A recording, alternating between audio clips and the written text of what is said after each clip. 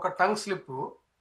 Journalism అనేటువంటిది ఏంటంటే ఒక అసిధారావృతం. అసిధారావృతం అంటే కత్తి మీద సాము. హ్మ్. ఈ కత్తి మీద సాము సుదీర్ఘకాలం పాటు అంటే దశాబ్దాల పాటుగా అతను జర్నలిజంలో ఉన్నాడు. అది కూడా ఏంటి మెయిన్ స్ట్రీమ్ జర్నలిజంలో ఉన్నాడు. ఇప్పుడు ఎవరెవరు వీడొక జర్నలిస్టా అదా ఇదా అని అవాకులు చెవాకులు పేల్తా ఛద్మవేషధారుల్లాగా జర్నలిజం ముసుగు తీసుకున్న వాళ్ళు ఇతన్ని నానా మాటలు తిడుతున్నారు.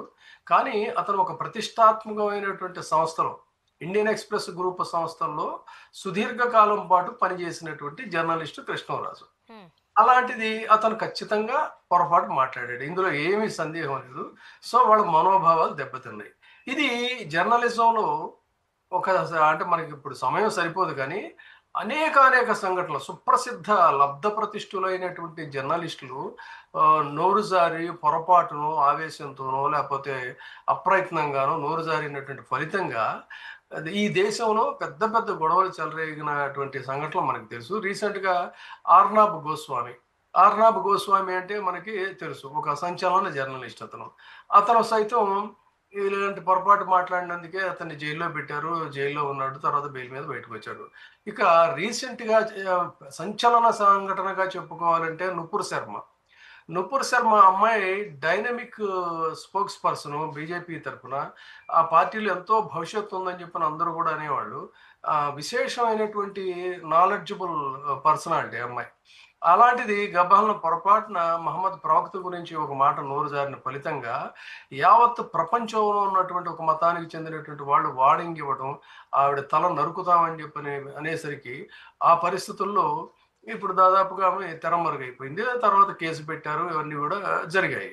అంటే మనిషి మాట అనేటువంటిది ఏంటంటే ఒక్కొక్కసారి తొందరపాటు. అంత మాత్రంలో ఇతని వ్యవహారంలో దశాబ్దాల పాటు అతను ఎన్నో రచనలు చేశాడు. ఎన్నో వ్యాసాలు రాశాడు. ఎన్నో పరిశోధనాత్మకమైనటువంటి ఇవి చేశాడు.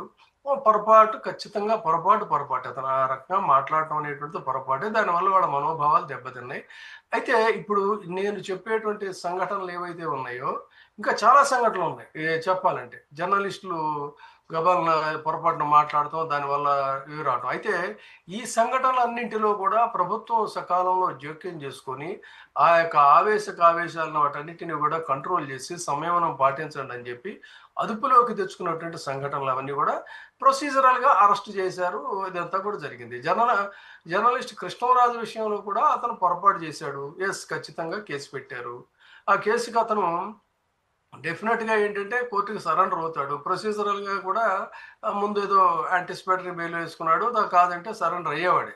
హ్మ్. దానికోసం ఒక టెర్రరిస్టునో లేకపోతే ఇంకొక నక్సలైటునో వీళ్ళను పట్టుకోవడానికని చెప్పని ప్రత్యేక బృందాలు, ఆ ప్రత్యేక బృందాలు గాలింపు చర్యలు చేయటం ఇదంతా ఎవరిదండి? Public money. దేనికోసం? తర్వాత ప్రతి ఒక్కళ్ళ యొక్క అంతరాత్మకి తెలుసు. ఇది కృతకంగా చేసినటువంటి వ్యవహారం ఉద్యమమా? కాదు అన్నట్లయితే వాళ్ళకి వాళ్ళు ఖచ్చితంగా అమరావతి ప్రాంత మహిళలు, ఆ ప్రాంత వాసులు వాళ్ళలో వాళ్ళ మనోభావాలు డెఫినిట్‌గా దెబ్బతిని ఉంటాయి. అందులో సందేహం లేదు. దానికి గాను ప్రభుత్వం చెప్పాల్సిందేంటంటే ఇది చాలా తప్పు. దీని మీద మేము కఠిన చర్యలు తీసుకుంటాం. ప్రొసీజరల్‌గా ఎళ్తాం. మీరు ఆవేశపడకండి అని వాళ్ళని బుజ్జగించి సర్దుబాటు చేయాల్సినటువంటి బాధ్యత ప్రభుత్వానిది. ప్రభుత్వం దేనికుందండి? లా అండ్ ఆర్డర్ కంట్రోల్ చేసి హ్మ్. ఎక్కడైనా సరే పొజిషన్స్ గాడి తప్పినప్పుడు వాళ్ళని కంట్రోల్‌లో పెట్టాలి. ఇది ప్రభుత్వ బాధ్యత. కానీ ఇక్కడ గమ్మత్తు ఏంటంటే దేశంలోనే ఎక్కడా లేనటువంటి విధంగా ప్రభుత్వమే ప్రెసిపిటేట్ చేసింది.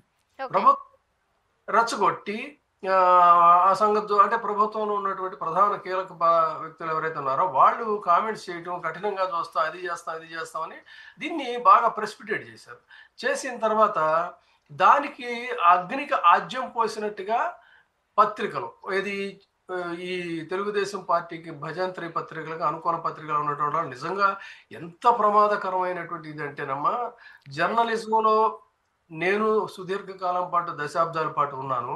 వాళ్ళు తలుచుకుంటే ఒక చెప్పాలి అన్నట్లయితే ఒక ఒక ఎలాంటి మనిషినైనా సరే ఏమైనా కూడా చేయగలరనమాట. ఈ సమాజాన్ని నమ్మించటానికి వాళ్ళు తలుచుకుంటే క్షణాల్లో వాళ్ళ రాతలతో, వాళ్ళ కూతలతో ఎంతైనా కూడా చేయగలరు.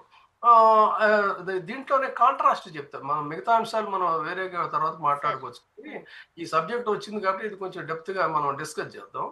ఖచ్చితంగా అతను పొరపాటు మాట్లాడాడు. హ్మ్. ఆ మహిళల మనోభావాలు దెబ్బతిన్నాయి.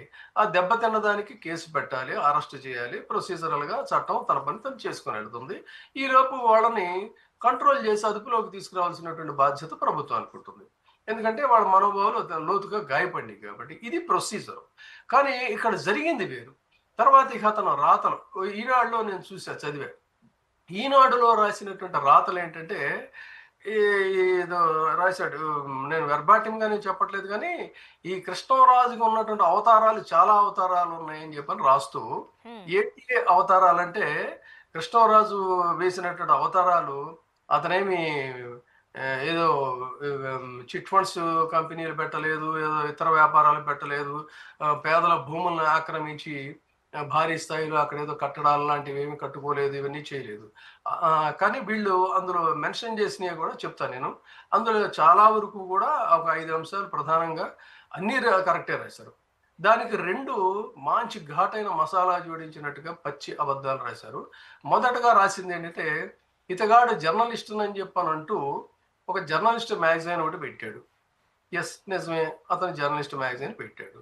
ఇతగాడు పీఆర్ఓగా పనిచేస్తా కొన్ని హాస్పిటల్స్‌కి పీఆర్ఓగా పనిచేస్తుంటాడు. హ్మ్.